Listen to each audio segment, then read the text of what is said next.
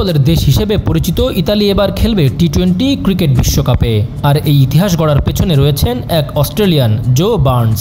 2014 থেকে 2020 সাল পর্যন্ত অস্ট্রেলিয়ার হয়ে 23টি টেস্ট খেলেছেন বার্নস, করেছেন 4টি শতরান।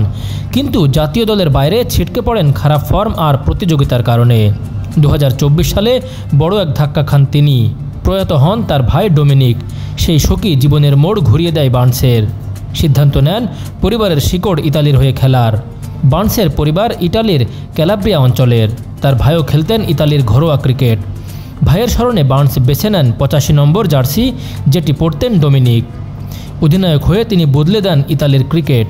পেশাদারিত্ব, আত্মবিশ্বাস সবকিছুই নতুন করে গড়ে তোলেন। রোমানিয়ার বিরুদ্ধে ম্যাচে 55 বলে করেন 108 রান। স্কটল্যান্ডের মতো শক্তিশালী দলকে হারিয়ে বিশ্বকাপের টিকিট নিশ্চিত করে দল।